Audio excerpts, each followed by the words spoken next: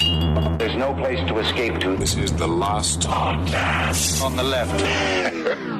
Rise from your grave. That's when the cannibalism started. What was that? Can you feel it in the air? Whoa! Oh. Is that Hillary Clinton coming back for a 2020 presidential run? No. Whoa! Hot take. No. Hot take. Henry Zabrowski. Oh, no. It's not. You know what it is? Oh. That's the sound of ghost shits. Oh! Hey, what's up, everyone? How you doing? This is the last podcast on the left. I am Ben, staring at the beautiful grill of Marcus. Hello. Hello. Oh, my beautiful grill. And, of course, we have Ghost Crap Henry Zabrowski. Okay, so this is my ghost crap voice. Okay. Oh, my wife is in hell. Right? That's my ghost voice, which I could possibly use Yeah, I like for today's episode, which is super spooky because we're heading to the Halloween season. Okay. Or do I use my skeleton voice for the rest of the day? Okay, let's see. You want to hear it? Yes. Yeah. Kettle, I'm so glad to be a part of the show. I'm so glad to be here with my best friend. Just joking and learning. Joking and learning with me and my best friend. Oh, man. This is one of those moments where if we were a visual medium, people would have really enjoyed to see the shattering of Henry's teeth clacking up and down. But you know what's the scariest thing of all, besides ghosts, residual hauntings, or intelligent or otherwise? Is as you're balding, you can really feel drips of sweat go through the last stalks of hair on the top of your skull, like it's the movie Ants, and you can feel like Woody Allen just running between all of the things that look like giant trees to him. Yes, indeed. All right, everyone. So why are we talking about ghosts? Well, I'll tell you why. Because today's topic, this is one of the most haunted houses in the history of haunted homes. Oh, absolutely. And we are talking about, it's a funny name, so get ready for it, Borley Rectory, Part 1. It is just that funny to you, but I will say, we heard last podcast on the left, we have matured, haven't we, boys? Yes. Yeah, I mean, in our ways, yeah. Quite a We've bit. matured, we've gotten older, some of us have gotten married, some of us will get divorced, Yeah, yeah. but what I think is important is that we know now that we are going to carefully and educationally and maturely decide when we will do Rector damn near killer jokes. Interesting. Yeah, that's very, we have matured. Did the two of you work on your Rector damn near killed her jokes like I asked you to? Henry and I have a mind melt when it comes to 13-year-old senses of humor. So it'll find itself. It'll find itself. Well, often called the most haunted house in all of England, Borley Rectory was a large, hideous, red brick domicile about 60 miles northeast of London that was home to dozens, if not hundreds, of ghost sightings dating back to the mid-19th century. You say hideous. I say, if you're a bucket woman, or if you're one of those scone orphans that was all full of, England was just chock full of in the 19th century, they would have loved being anywhere inside of the Borley Rectory. Perhaps. It also seems like a kind of place where it's like, what's on the cafeteria menu today, cafeteria person? Soup! Ooh, again? I love that. Thank you. You're the most beautiful woman I've ever seen in my life, and I should know because I'm blind. Yeah. I'm happy you think I'm attractive because today I put pubes in the soup. No, I thought it was saffron. Now, to address you skeptics right up top, we will grant that a certain amount of the phenomena observed and recorded over the years at Borley Rectory has proved to be bogus. Admittedly, some of the more famous poltergeist incidents were either faked or exaggerated by certain investigators, while Very pointed. while other incidents were the product of the potentially disturbed mind of one denizen in particular. See, when it really comes down to brass tacks, the investigation of Borley Rectory fell into the most common of all paranormal investigative traps. Okay. Virginity. It always gets in the way of the intrepid paranormal investigator. Okay. Well, what happened here is that investigators juiced the story to paint a fuller picture because they needed to be right. See, what a lot of paranormal investigators want more than anything is to break the definitive case that proves once and for all that the paranormal is real. Because that's pure gold, baby. Yeah. It's pure gold. It's going to all. You got the Tonight Show. You got the James Corden show. You could sit in there eating hamburgers with TJ Malone. I don't even know the name of the new singers. Well, these guys want the story that'll earn their place in the history books as the person who changed the way everyone thinks about everything. Of course. But in doing this, they forget that it's supposed to be a team effort, that everyone is supposed to contribute their part to a cumulative body of work, and that their attempts to juice the story only gives the skeptics good reason to discount the entire event. You know, Marcus, Really? I'm gonna have to do some pushback, okay? Because there's been a lot of bad things said about flim-flam men. I'm gonna say mostly flim-flam men in the past. Because people I want definitive proof, right? I want the numbers. I want graphs. People want Cage with a ghost in it. They want it want Ghostbusters evidence, style. They want to see the thing, but they're searching for fucking farts in the wind, my friend. Flim-flam men make these stories real. They are an essential part of the paranormal world, and I will submit that it is a nerd's duty. If they want these fucking factoids nailed down, their jobs are to properly designate and assign and direct the powers of the flim-flam man. You gotta keep your flim-flam man on a leash. You do. All right, but also let's not forget the great flim-flam women, the Fox sisters. That's true. They're fantastic. And Rosie O'Donnell, who told us she was nice for 15 years. And now she's mean. That was the greatest trick the devil ever pulled. Absolutely. And she had those koosh balls. I remember. All covered in her fucking pussy juice. I don't know that. I don't think that happened. That's how we'd stick to the audience. Is that right? This is important. So there's one specific flim-flam man in this whole story that I'm basically referring to as Harry Price, who to me is one of the bravest J.K. Simmons lookalikes that has ever existed. He's got a big old pipe, he's got a big old hat, and he lied really hard to meet Borley Rectory, something famous. Wrecked him. Damn near killed him. You gotta wait. It just came to me. Well, that's the thing about Borley Rectory in particular. Even without the dubious incidents, there are still well over 100 ghostly encounters witnessed at Borley Rectory over the last 150-odd years. He didn't need to juice it. He didn't need to make shit up. You gotta have a guy, because the problem with the flim-flam men and the nerds is that nerds are not able to control flim-flam men. You gotta have a guy in the middle. Yeah, absolutely. We need a Paul Modib of the paranormal world, a true leader. The Modib, the desert mouse, the one who makes his own water. He's talking about Dune again.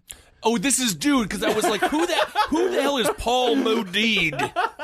The first male Bene Gesserit. That is the only way that you could possibly combine the power of the nerd, which is knowing how fucking protractors work, and the power of the flim-flam man, which is understanding you got to put a little wink, you got to put a little sparkle, you got to put a glove on that hand because your knuckles, my friend, are kind of ugly.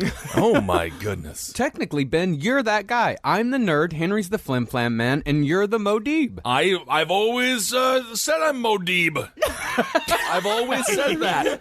I'm mad. I love Dune. I love water. You're fucking stupid.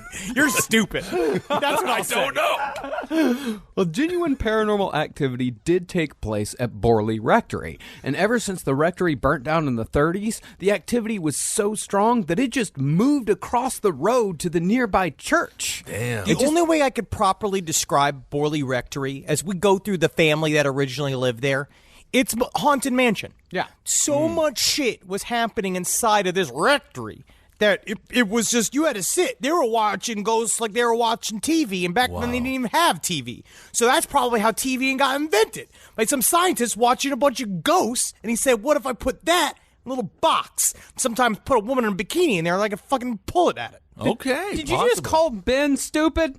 Well, that's technically, that means you won the argument when the person's like, you're stupid. I'm going to go wear my shoes as a hat. No, you always... dog meat, don't you understand? You always accuse other people of the crimes you're guilty of. Have you learned nothing after these 3 years? But really, it's the residual hauntings at Borley Rectory that make the most compelling tales, because most of the poltergeist material did in fact come when the occupants were less than reliable. But before we get into this story completely, it might be important once again to remind everyone of the difference between residual hauntings and intelligent hauntings, because Borley Rectory is one of those rare cases where both are present. Residual hauntings are what you might call echoes of the past, mindless representations of people or events that have left some sort of impression on the physical world. A good example of this would be the Green Lady of Dublin. The story goes that in the late 1700s, a man named Simon Luttrell, who happened to be the sheriff of Dublin, had an affair with a Fishamble Street madam named Darky Kelly. She's like, you gotta fill my gut with it twice, because me gut is as deep as a whale. And Simon Luttrell's like, Let's see where, how far me seed can scrape up against your lungs. You Fishamble Street madam. Never misses a chance to do one of his great character voices. Well, Kelly soon became swollen with child, but when the sheriff refused to acknowledge the child or give financial support, Darky Kelly threatened to expose the affair. So, in the style of the time, the sheriff accused Darky of being a witch! No! And before long, Darky Kelly found herself partially hanged and burned at the stake, while, according to the legend, the baby was murdered as a part of an elaborate satanic ritual at the legendary Hellfire Club. Damn. man, that's a cool-ass story that one day we'll do an entire episode on. But the Hellfire Club, unfortunately, is another one of those myth-busting episodes where you just find out it's a bunch of kind of fun guys sucking dick in a hotel in the middle of Dublin. What if we call it like the guy cheek boys or like cockthroats or what about like maybe hellfire? That makes that's kind That of cool. sounds good. That sounds good because my whole thing was just going to be saying like bunch of guys eating cum, but I guess we can make it a bunch of guys eating cum. So it's BGEC. We can be the BGEC boys. Well, ever since the execution, a glowing green Darky Kelly can be seen just through the ancient city gate, walking down the long, wide steps outside of St. Audun's Church, trying to find the old underground tunnel that would lead her back to Fishamble Street. Cool. Marcus, do you remember when we were there? Yeah. That's it. It's Yes. weird now. A bunch of kids like painted a bunch of dragons on the steps, so it's not quite as spooky, but it's cool. It's got to be sad that she has to go back. She, even as a ghost, she was going back to being a Fishamble Street madam. Yeah. She didn't, as a ghost, go to like beautician school. Well, maybe she enjoyed being a Fishamble Street madam. Yeah, it's possible. And just imagine being one of her favorite Johns, and all of a sudden you're like, what is that feeling where my cock... Oh! It's the freebie she promised. The freebie. I got the number 10 in my punch card. Well, residual hauntings aren't just visual. Residuals can play with all of the senses, from touch to sound to smell. One might hear the laughter of a child when no children are present, smell the perfume of a woman long dead, or feel the brush of a body when no one is near. If only it was that simple. But they don't ever come for me. Because I'm the Joker. See how I dance? I'm the Joker. I didn't get my pills. The Joaquin Master class that is the movie Joker has really... You've really changed as a performer. I'm a waist size 21, and I have makeup on. Isn't it frightening? I've never touched a breast. See, in theory, residual hauntings are bits of some sort of unknown, focused energy without consciousness that somehow reappear from time to time for no scientific reason that we can yet discern. There's some people that say it could be your brain's reaction to electromagnetism, because they say a lot of times in paranormal hotspots there are fluctuations in electromagnetic activity, whatever the hell that means. They also say it's possibly your brain dealing with low-frequency sounds, that your brain can accidentally infer low-frequency sounds as visual and auditory hallucinations. That's possible. Or it's some kind of wiggity version of Bell's theorem. If you want to go ahead and read yourself, I don't know if you've done your morning ritual of eating an edible and reading a couple of Robert Anton Wilson essays, but if you want to just stop the podcast and do that, then maybe you can understand that whatever once was there will always be there, and anything that touches anything physically will forever have an impression of that physical touch. Interesting. All right, very cool. Well, on the other side of the ghost spectrum, you've got intelligent hauntings, a.k.a. poltergeists. These hauntings are perceived to have at least a tiny bit of cognitive ability behind them, although some think, including me, that if the phenomena called intelligent hauntings does indeed exist, the source is probably some hitherto undiscovered power of the human mind. Ooh. It's period witchery.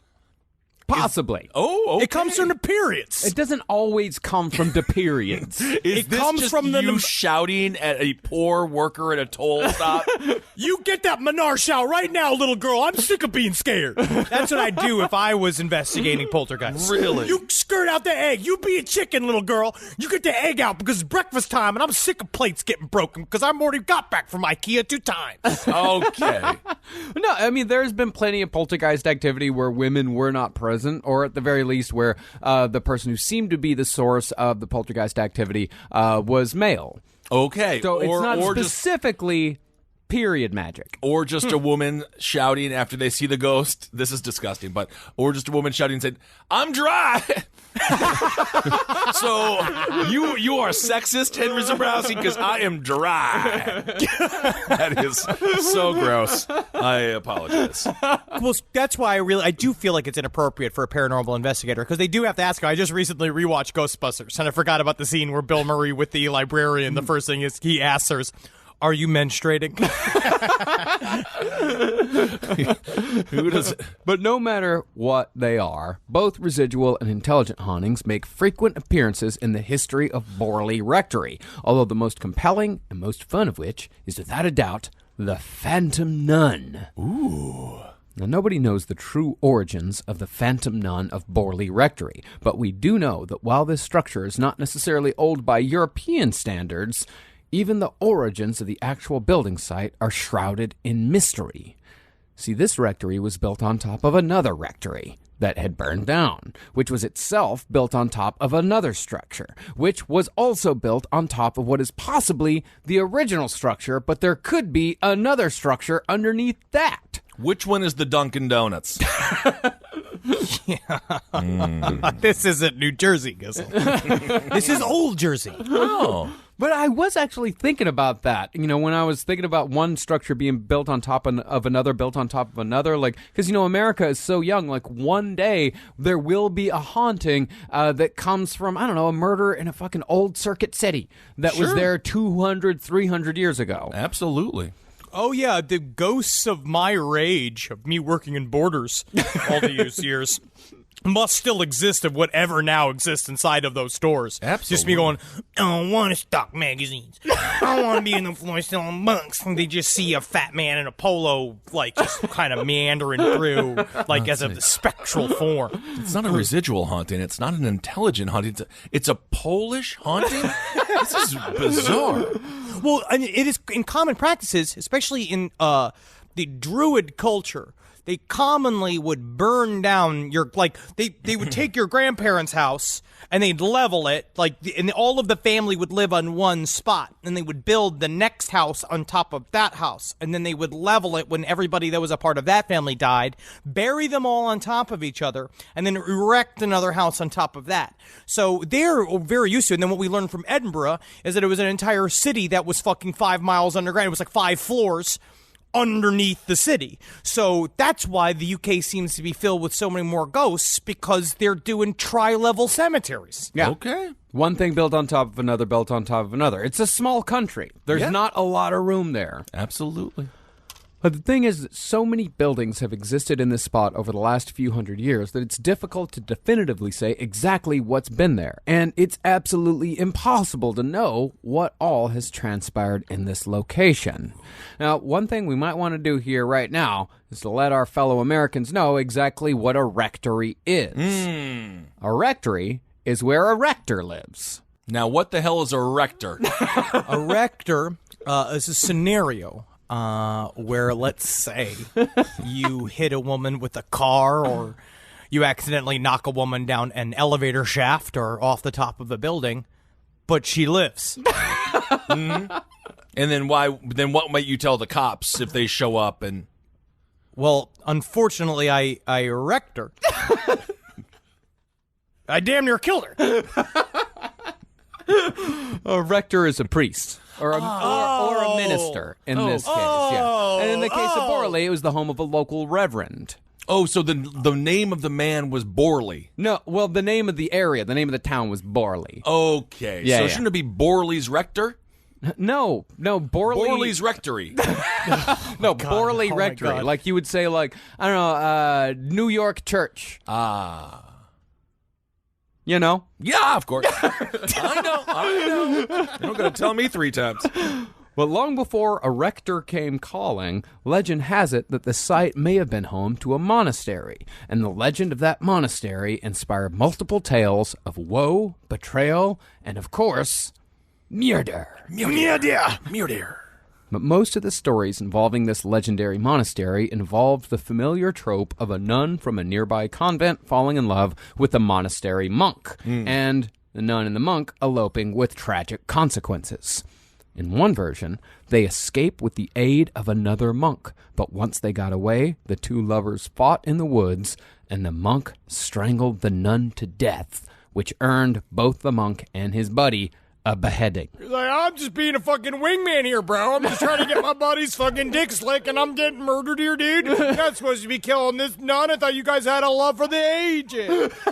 After all they went through, they found out they didn't like each other. Yeah, he strangled her after a quarrel. It doesn't ever say what the quarrel is, but they just said that they quarreled in the woods, and he strangled her to death. Oh, my goodness. Think about how insane that would be. You know what I mean? You finally ran away. You've got the middle of your head shaved with that weird kind of like friar tuck haircut. You've never even seen your girlfriend's body yet, and you're so excited that maybe we're going to make this happen, right? And you guys are trudging through the forest, and then she has the audacity to say that she doesn't like Rush. We're in the middle. We are just getting to know each other. Tom Sawyer. You don't like Tom Sawyer. Is that what you're telling? I'm just not big into prog. I think it's like nerd rock that's like old. It's corny. Can you see how red the top of my head's getting? Oh, my goodness. Another more tragic version of the tale, all 3 of them were caught by the monks of the monastery, and while the 2 men were quickly beheaded for abandoning their oaths, the nun was buried alive. Oh, my. Like, literally, what do they say? Be like, are you guys trying to have straight heterosexual sex? I don't think so. We only have sex with children here, as you know. But the most terrifying story of them all says that the lovers were caught and the monk was hanged, while the nun herself was bricked up in the monastery walls and died screaming for mercy as the monks silently listened. Damn. Okay. Which one, obviously, I think the answer is to be hanged or beheaded, as opposed to buried alive or bricked inside. Oh, yeah. Yeah, right? Yeah. Now, here's a fun question to ask your significant other. I asked Carolina this earlier today. Okay. Would you rather I strangled you to death, or would you rather watch me get beheaded and then you get buried alive? This is great. Wow, that is tough. Yeah. She chose that I would strangle her to death. In a Really? range, yeah. That's an offshoot of what you guys are already doing. Okay, very interesting. Now, as far as we know, there's never been a monastery on the site of Borley Rectory, nor has there ever been a monastery in the area, nor has there ever been a nunnery nearby. The only definitive link between the nuns and Borley was that while no monasteries or nunneries existed there, the land was once owned by the Barking Monastery. The Barking Monastery. The Barking Monastery. Okay. Soon to be the plot of Air Bud 6. Oh. What's that? What's that, Airbud? There's a pedophile ring inside the monastery. That would be incredible. The Airbud monk he sees the Airbud monk, the little dog monk. He's been invited to be a part of the monastery because he was left at the steps of the church. And Sure. whenever Jesus Christ would show to him, he'd go, "Roar, roar, roar, roar." And they're like, hopefully he's not yelling at it. Hopefully this means he likes it. And then the Airbud walks into the head of the monastery looking for some bones, right? And he sees the head rector giving it to the bellboy. And now we've got ourselves a mystery. Dog gotta go to the reporters. Yeah, he's going to have to go to a dog reporter that understands what he's saying. But yeah, I understand. I think that's great. But then Airbud gets excommunicated. Oh, no. Oh, expopulated. Oh, poor Airbud. He didn't deserve that. Rise from your grave.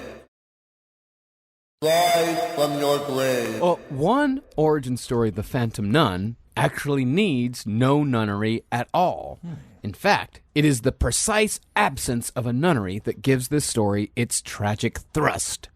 Hundreds of years ago, it's said that a young nun named Marie Laire was drawn away from her convent in France by a man with the last name of Waldegrave. Waldegrave had told the young nun that if only she came to live with him in Borley, he would make her his wife. But by the time the nun arrived in Borley, anticipating the forsaking of her vows, Waldegrave had found a much more profitable marriage to pursue. Now, the nun was heartbroken, but she also had nowhere else to go because she'd already resigned from her post. So she refused to leave Borley and tried forcing Waldegrave into keeping his promise.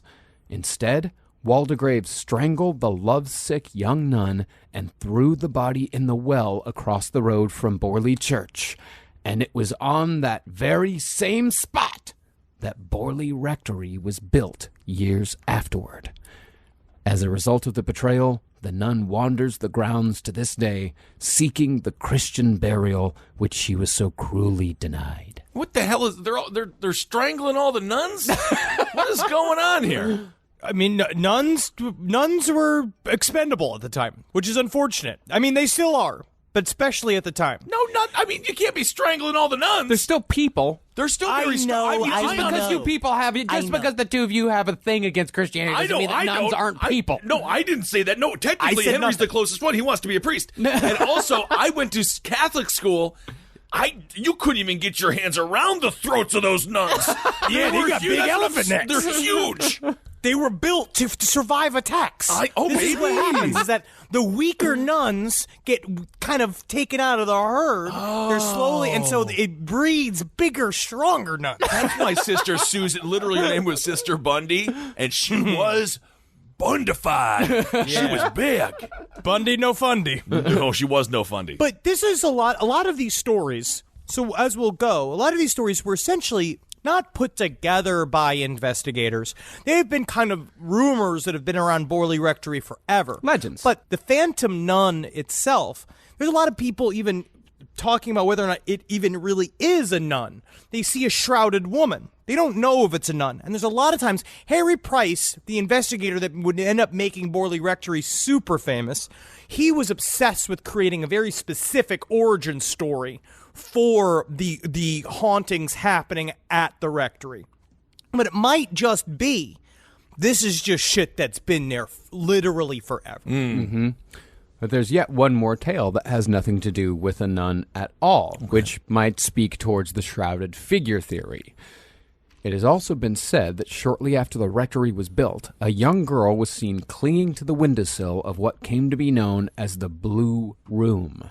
The unknown girl screamed and screamed until finally she fell to her death, and it's possible that it is her spirit which roams the grounds. However, one thing about that, the Blue Room doesn't have a windowsill. That's ridiculous. That's ridiculous. The room is brown. You show me a windowsill in this brown room. It's called the Blue Room with a windowsill. But no matter what happened, by the time the Reverend Henry Bull had the rectory in question built in 1862, the first sighting of a ghostly nun had already been reported on the grounds 20 years previous in 1843. and it would be the Bull family who would propagate the story of the Phantom Nun for decades to come. Now, one of the things pointed out by skeptics and brushed under the rug by believers about the Reverend Henry Bull is that he died of tertiary syphilis about 30 years after building the rectory. What is tertiary? Tertiary means the very end of it. Like, it's just, you die of, you just die of syphilis, essentially. Okay. Yeah. Tertiary meaning outside. You can see it. Like a beef tip. You become a bunch of crazy sour meat. Yeah, pretty I much. see. Yeah. It's a horrible, horrible death. Not a good way to go, huh? Yeah, but some of the skeptics say like he was just hallucinating the whole time, and that those hallucinations carried over into his family. And also the believers, like, they do not mention it really at all. They don't like to talk about how Henry Bull died. They just say he died. Well, that's doctor-patient privilege. Yeah. Should we even be talking about that? Yeah, I think we're portraying the legacy of Henry Bull. Yeah. When we really should just be saying Henry Bull liked to fuck. Yeah, I mean, it's and really... he died of a malady. Yeah, could be. I mean, it's amazing he was able to find all those ghosts, even with sufferings from syphilis. Well, I think that both sides are wrong in pointing it out or in sweeping it under the rug. I mean, I really don't think it has anything to do with anything. I mean, while the hallucinations might have been a part of Henry's later years, the hauntings experienced by the Bull family occurred before the syphilis really kicked in, and they continued after Henry's disgusting death. See, as far as the Phantom Nun goes, she's most often seen walking outside in the garden. In fact, she was seen so often that the path where the sightings tend to happen is still called the Nun's Walk. Now, we don't know exactly when the sightings of the nun began for the Bull family, but we do know that they came so often that the Reverend bricked up the dining room window in 1875 specifically because the nun was seen so frequently. I can't be looking at this nun anymore. Because I feel like he'd been seeing the nun, and after a while, it just looks like a nun walking. He's like, oh, that looks like a fine young lass. And then she'd look and smile and wink. He's like, oh, flirting. Well, that's wonderful. I should strangle her. And then he starts to realize it's a ghost. But eventually the nun gets sexier and sexier. And it starts becoming like, do you remember the fantasy that Chevy Chase has? Yeah, of course. Yeah, in National Lampoon's Christmas Vacation. Of course. When she starts thinking that's a juicy scene. It is. Nuns out there just going like, da-na-na-na, da-na-na, da-na. And he just starts screaming, I will break up this window. How dare you? Yeah. How dare you flirt with me in front of my beautiful wife who's shaped like a spiral? Yeah, I mean, really, that's ridiculous. Dinner is for flirting. You can't be flirting at breakfast. No. It's way too early for that. Now, all of this seems to imply that Henry Bull was losing his mind from syphilis. I think the explanation here is far more domestic. I think Henry Bull bricked up the window to keep the sightings of the nun from distracting the kids at dinner time. Makes sense. This is really true. I can't stress this enough. The ghost sightings that happened immediately at Borley Rectory were off the fucking chain. They were happening all the time. They talked about this shit as if they were roommates. The different phantoms they would see, specifically the Phantom Nun. And so while they would go and watch, it became such a part of the family that it literally be like, there's the nun again, as they were walking through. Like, it was this shadow that just lived with them. But I think it's important to see that they weren't threatened by it. No, and they didn't feel scared. It was just this kind of fact about their entire house. Nuns just hanging out. Well, the reason why I say that they weren't afraid of it and why this problem was more domestic than anything is because Henry Bull also built a summer house that had a place in it specifically for watching the Phantom Nun early in the morning as an almost meditative commune with the spirit world. Oh. And it wasn't just the Bull family who saw the nun during this time either. A friend of Henry Bull's named Peshaw Jeffrey also said he saw the nun several times.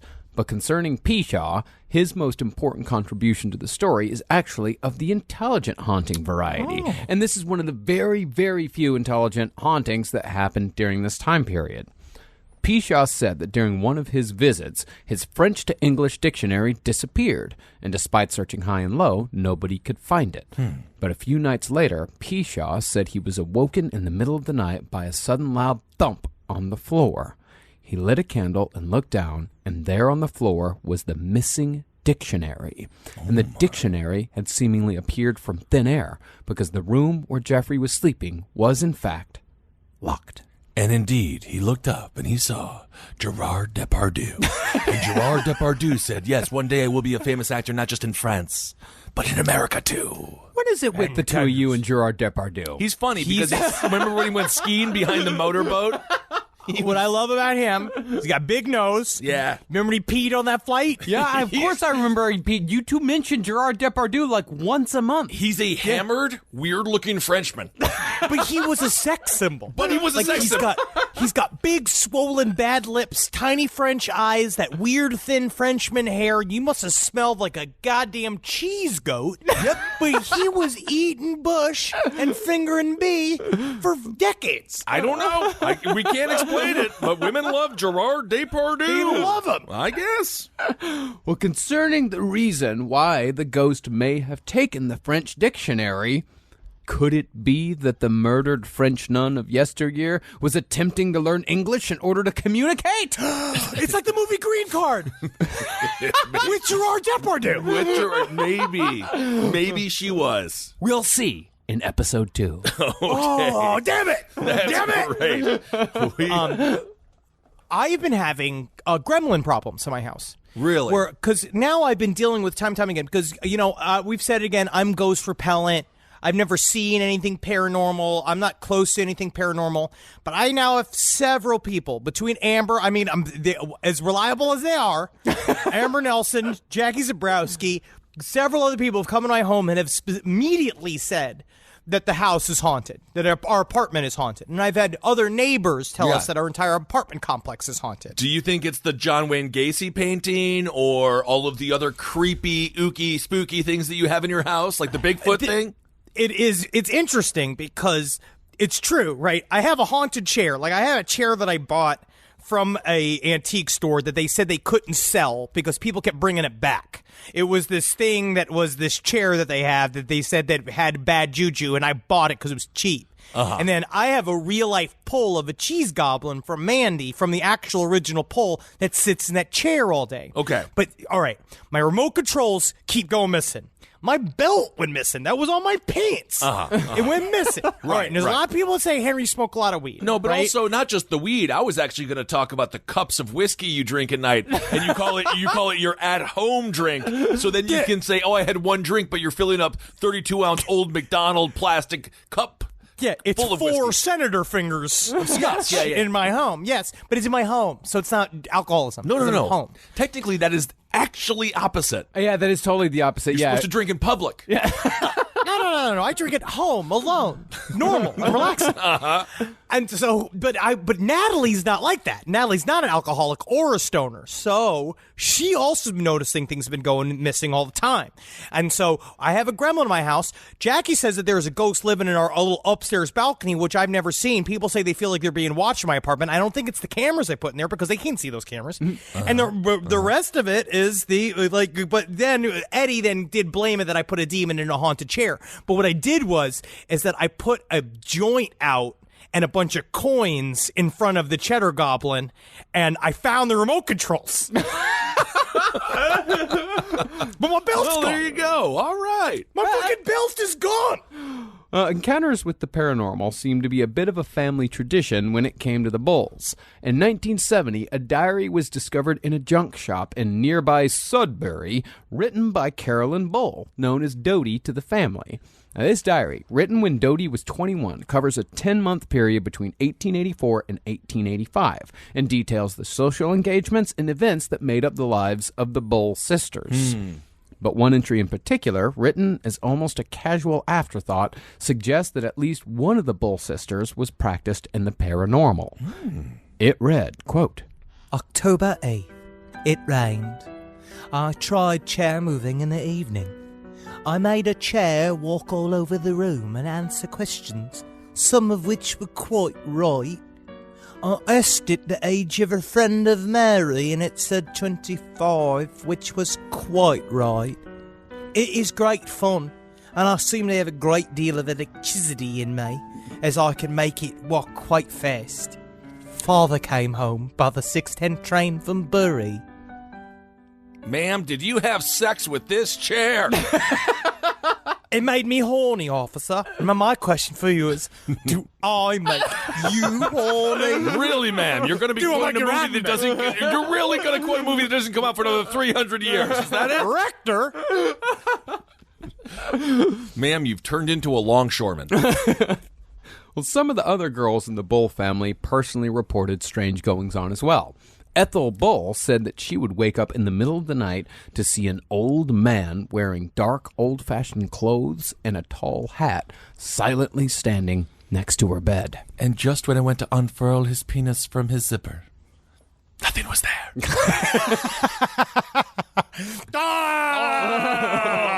Why can't my penis come with me to the afterlife? We told you have to leave one body part behind, and you said your penis because you didn't want to lose a foot. Take my foot! You want your Take foot my now? foot! Well, I'm sorry, you don't have it. You can't get it. You do have it, and you can't get your penis back. This is a cock rectory.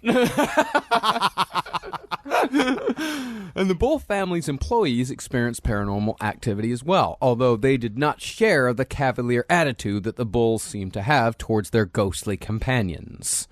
In 1886, a nursemaid reported that she had been in the Bull household for about 2 weeks when she was suddenly awakened in the middle of the night by the sounds of heavy, slippered footsteps. The footsteps got louder and louder, but once the steps seemed to be right outside her door, they stopped. No one entered, but no one walked away either. The nursemaid left 2 weeks later because the place was so, in her words, weird. Sounds like the final days of a Playboy model at the Playboy Mansion. Just like they just hear Hugh Hefner's weird sliding feet. Hugh, is that you? Flip, flip, flip, flip, flip, flip, flip. Where's he going? Where's he going? Oh, yeah, the whole house is covered in carpet. I can't hear anything. I was listening to more footage of paranormal, like, ghost hunters in Borley Rectory, or the area of Borley Rectory, because now they just go fucking camp. Yeah. They have that, and they have the Crazy. church across the street. So they'll go, and that shit, it's real noisy. Again, they're old. These are obviously old structures, so they do tend to make noises. But the stuff they're hearing is kind of crazy. It's the kind of stuff you read about for years and years and years. It's the thumps and the moans and the, like, phantom door closing is big at Borley Rectory, where you hear like a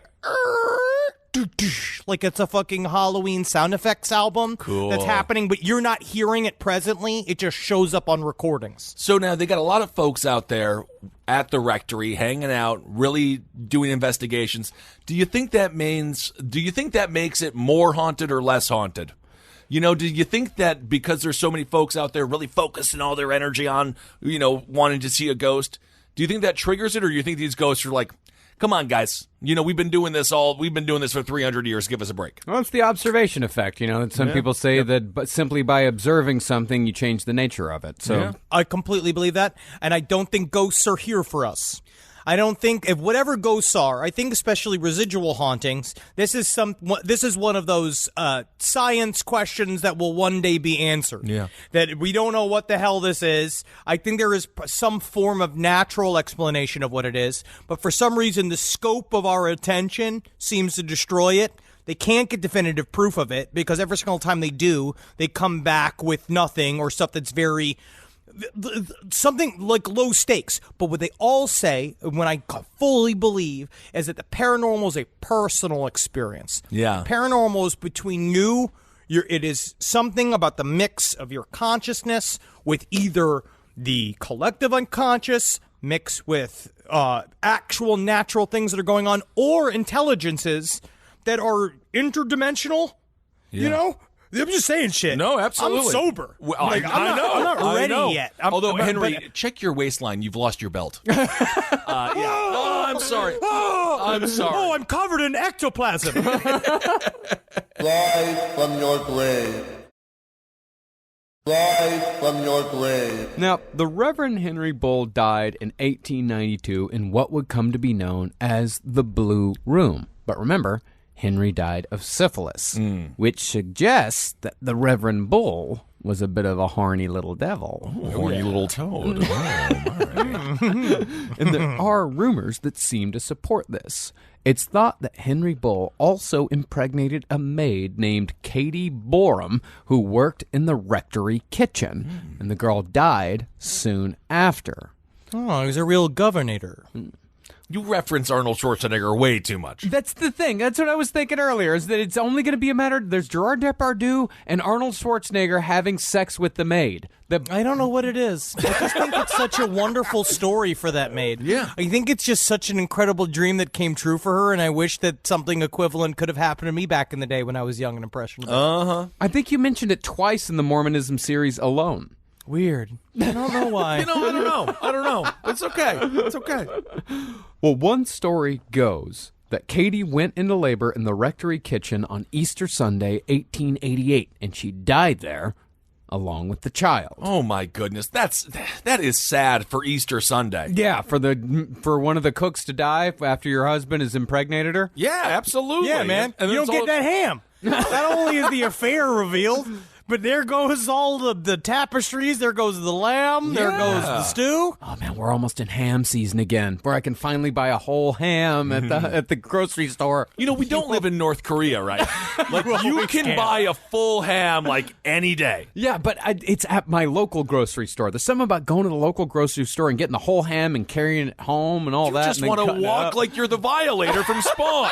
This is his Bob Cratchit moment, where he takes a big silver coin and he goes with he gets a little local cripple boy to sit on his shoulder, and they sing a song about Christmas, and he gets a big ham. And he takes it home, no bag, just free-handed ham down the street. I'll take the ham, but can you take the plastic off of it before I carry it with my bare hands down the street?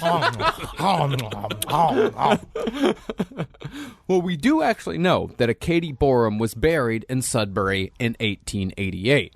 But others think, without evidence, that Henry Bull, to keep the whole affair a secret, committed murder. Either giving in to the darkness at Borley Rectory or adding to the misery and pain already present. But at any rate, when Henry Bull's syphilitic brain finally up and died, his son Harry took over as rector for Borley, and many of Harry's sisters continued living there with both him and their mother. Yeah, so in this case, it's Rector. You know what? I killed her. I actually did kill her, and The joke is evolving. the joke is changing. But I do like how this became like a really depressing Haunted Mansion version of King of Queens. And the thing is, the activity seemed to only get stronger after Henry Bull died. On July 28, 1900, the Bull sisters were returning to the rectory from a small local party. You just see them picking out their grundles. Just, ugh, what a party that was, huh, Sister Bull? Yeah, Sister Bull. That was a pretty good time, wasn't it? Ugh. As they approached the house, Ethel, Frida, and Mabel all saw the figure of a nun dressed in black with their head bowed, gliding along the nun's walk. Thinking that maybe they were all hallucinating, one of the girls ran into the house and grabbed Dodie to make sure she saw it too. Now, Dodie figured it was just a nun out on a walk. Well, maybe the nun was collecting for charity, but when Dodie approached the figure, the nun completely vanished. Get her. That was your plan, Ray? Now, to the Reverend Harry Bull, all of this was absolutely fascinating. Having shared his father's keen interest in the paranormal, Harry Bull never had the slightest problem with any of the ghosts at Borley Rectory, and was actually a member of one of Britain's psychical societies. He was super into it. See, Harry sounds like the cool pastor. You know, the guy only Plays wears guitar. Yeah. Yeah, you know, Jesus was the original hippie. Yeah, man. He had earrings and stuff like that. He also didn't mind piercings. And then they hold up their hands. You're like, oh, I see. Because he was crucified? Is that why he didn't mind piercings? Because, you know what? He actually did mind them. Because it really hurt when he was like, Yeah, he was pierced to death. screaming. He was screaming, and then they not fucking happy starved with him to death on a fucking crucifix. But no, dude, it's really cool that you wear Jinkos. Like, a cool pastor. Well, Harry Bull only wore his clerical dress on Sundays and was described by all of his friends as, quote, perfectly normal. Just normal guy. Normal guy. Normal guy. The only odd thing about Harry Bull was that he could hail a specter as easily as one could hail a friend. Hold on a second. The description of him is a normal guy, except for he can hail a ghost. So you know what I'm going to say? Abnormal. Just Abnormal guy. Not the most normal guy. Just because he wears Levi jeans. How much more exciting would I be as a friend if I was just been like, oh, hey, guys, we got to record. You're right, you got to record. See you soon, Samuel Clements, the real name of Mark Twain. And then Mark Twain just appears next to me. We just fucking high-five each other. Like, yeah! Goes back to fucking hell. Normal guy. Pretty normal friend Henry. Yeah, totally normal, yeah. Well, everybody in town liked Harry Bull. He was like a local character. Because he always just talked about the ghosts on the rectory grounds in just a matter-of-fact tone. It's like, yeah, we got ghosts. What about it? It's cool. You can come see him if you want. I wish you would stop talking about it. Harry was also a cat man. Because Borley Rectory never had any less than 20 cats during his tenure. They'd follow him around everywhere. Okay. Again, questioning the perfectly normal. Because I feel like only the recently divorced man is a true cat man. Oh, yeah. I mean? Like, where your cats have become just, like, you just imagine your 20 cats are each just 1/20th of the woman that you used to love. Yeah, just cut to him trying to check into a Motel 6 extended stay with a bag that's just actively full of cats. Like, sir, do you have cats in that bag, sir? Because no, this is my work computer. That's your work computer. Sounds like cats. Well, there were so many cats that Borley Rectory had a cat cemetery. Aww. There, you could see headboards for each and every cat with names like Jim, Sandy, or Rollo. Rollo the cat's cute. It is cute. They had cat 1 through 5. They had Catty, Catsburg. They got Borley Rectory Jr. Oh, Broncos the cat, Rumples the cat, Licky the cat. He was killed. Adolf Hitler? No, that's not a cat grave. That is the real grave of Adolf Hitler. Next to his dog, Adolf Hitler. But the Bulls could have also been heaping all these dead cats on top of a centuries-old plague pit. Oh, come on. You moved. You moved the stones, but you didn't move the bodies. You gotta move the bodies, guys. Come on. Actually, I rewatched that recently. That is so stupid. What, you that moved they didn't move the bodies. You gotta move the bodies. No shit. Dude, it was all over Edinburgh. The entire place is that scene. The entire city is that scene. There are bones in the masonry. Good. They just Lord. mix bones in with the masonry for years. The bones of the deceased. But if you want to think that this is like, oh, this is old-timey thinking, after 9/11, we'll never forget, obviously after 9/11, when they were excavating, they would stop construction every time they found a fragment of a bone. And I know it was to, like, identify it, but I guarantee you there was also a fire captain who's just like, if there's one bone stuck down here, this whole place is haunted. So it doesn't even matter. If there's one bone, World Trade Center 1's going to look real nice for ghosts to live in, okay? See, during the Great Plague of 1664 to 1665, it was a tradition amongst the locals to throw the dead bodies in a big pit on the rectory grounds. And before you say that this was the cause of the haunting, know that this was fairly common in England. Plague victims were thrown about pretty willy-nilly, which is one of the reasons why it's still fairly easy to find human remains in the UK dirt. Ooh. Which is why Marcus feels so at home there, and why he loves the food so much. Oh, it is extremely bizarre.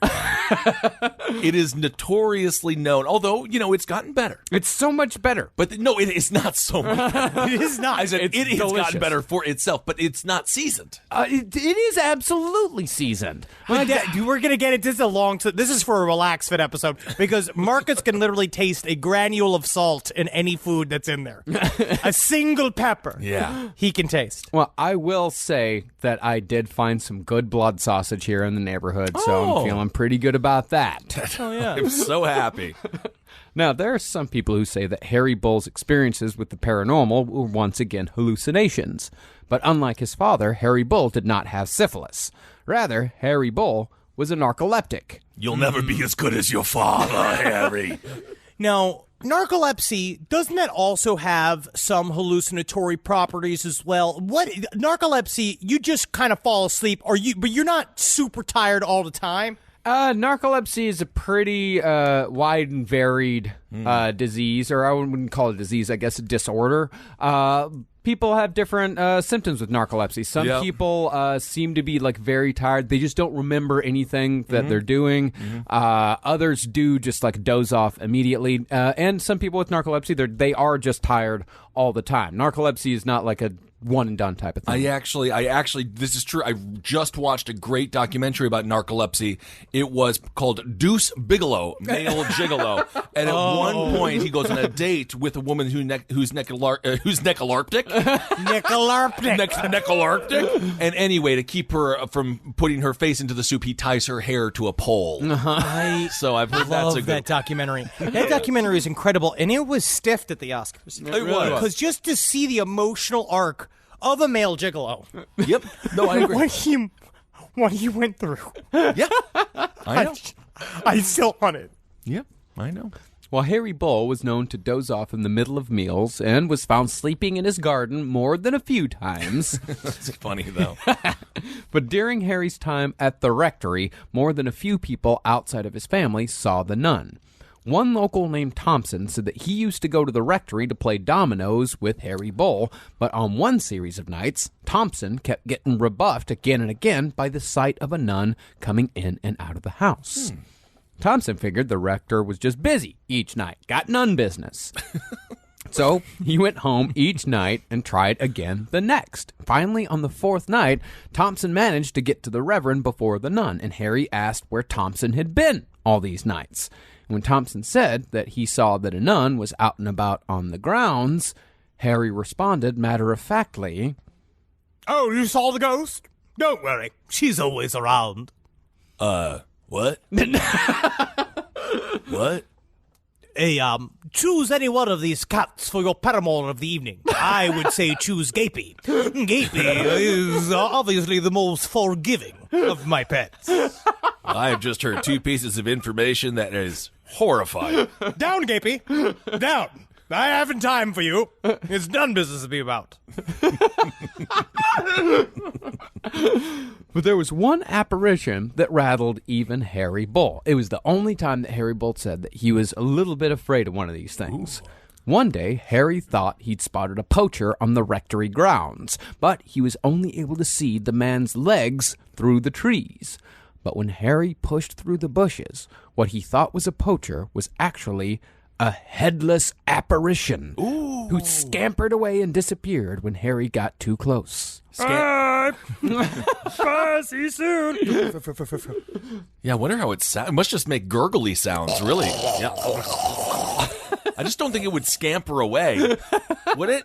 Isn't that kind of scary? Yeah. Like the idea of it doing like fucking Jack Skellington dance, Yeah. like away from you in the bushes. Yeah, scampering away, making that noise that that Judge Doom made in Who Framed Roger Rabbit after he got flattened out. That. Dude, no fucking spoilers, man. Good noises. Oh, yeah.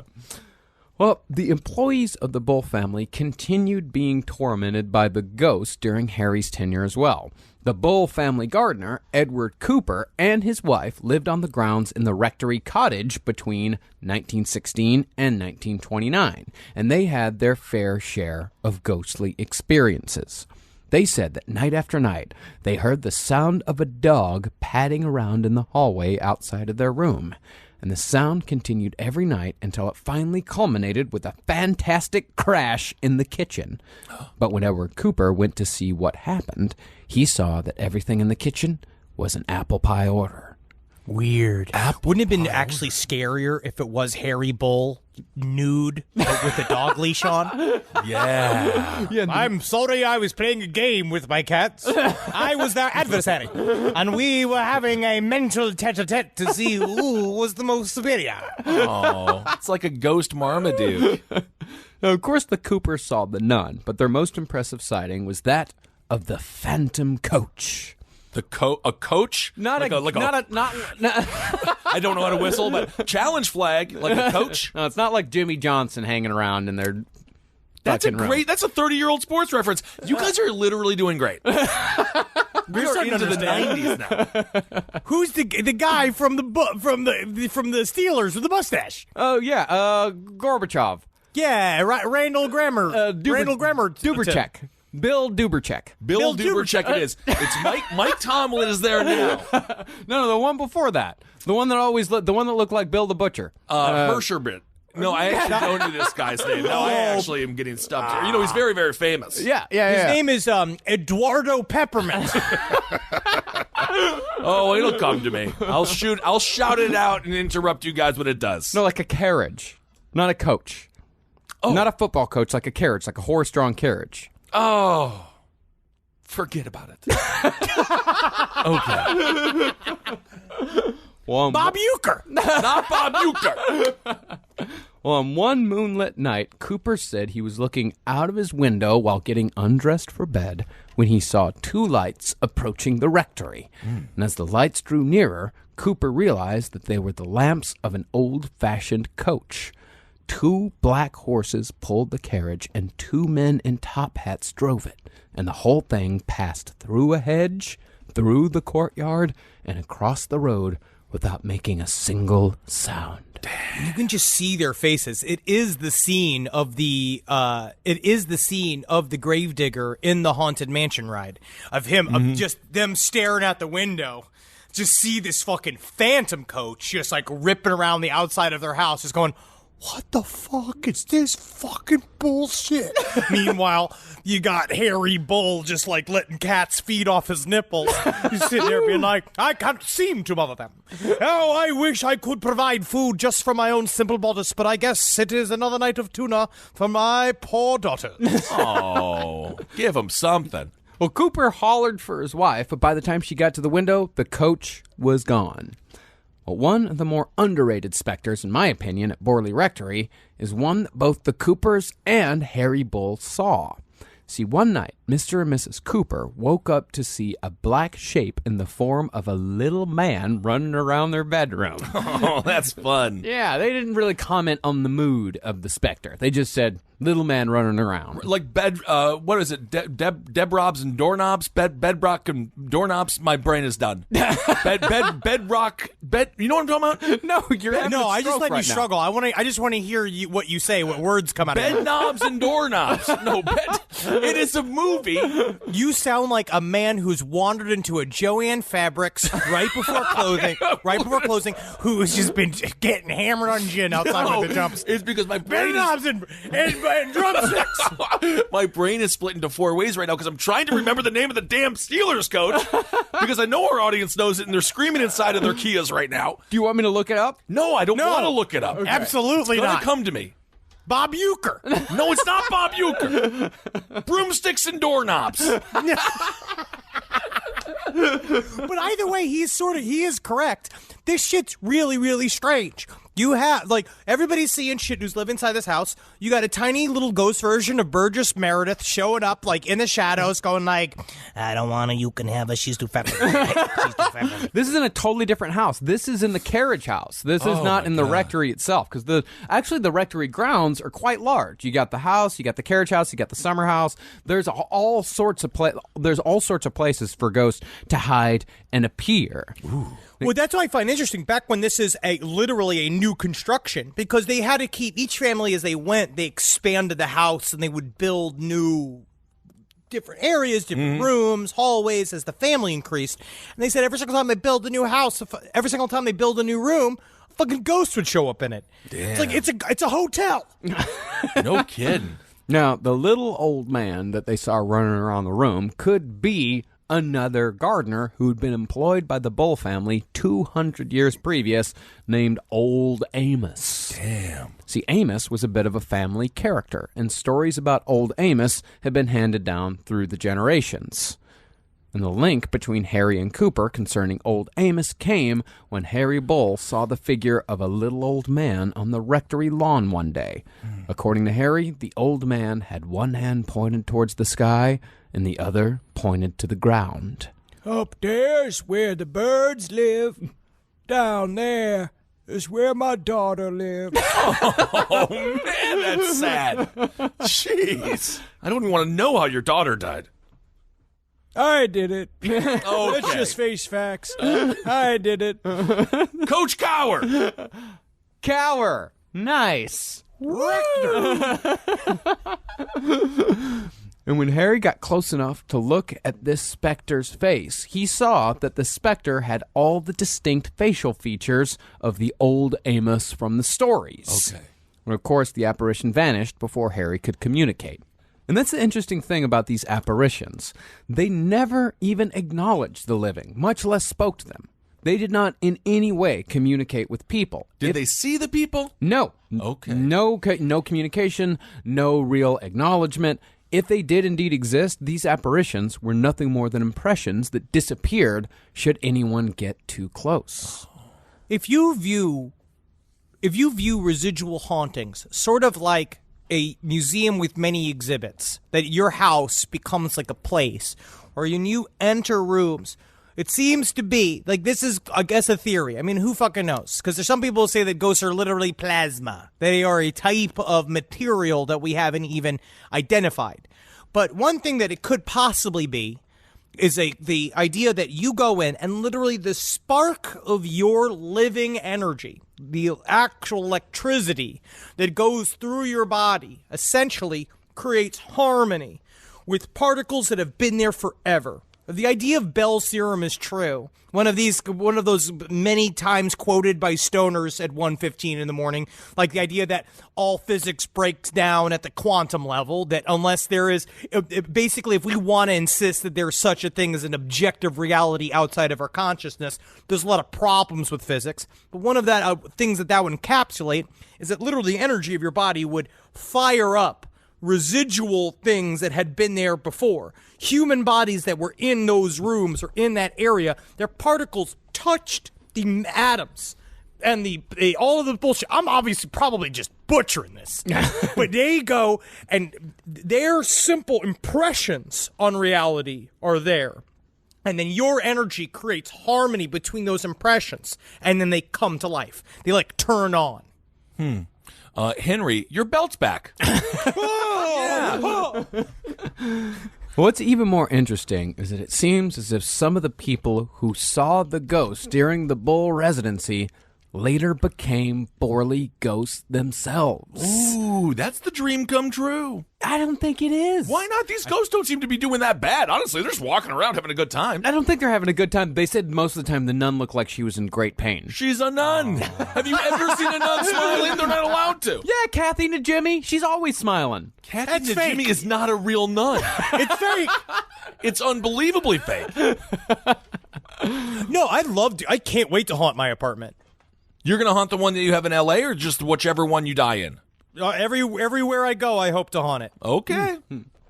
Well, it's said that the Reverend Harry Bull became a ghost himself when he died in 1927 in the same blue room that his father had passed away in 35 years previous.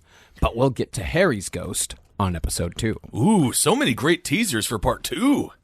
Do you think that he was just about to die and he was like, wait, I've got to go to the daddy death room, and then just dragged himself to the blue room to make sure he died just where daddy died? You know, there's no windowsill in here. Now, with Harry gone, there were no more Bulls willing to take over the rectory. But by the time Harry died, Borley Rectory was an established, haunted house. Woohoo! 12 clergymen passed over the job until it was finally taken by the Reverend G.E. Smith. Come on. From the Saturday Night Live band! Come on. Now, G.E. Smith took the job specifically because he did not believe in the paranormal.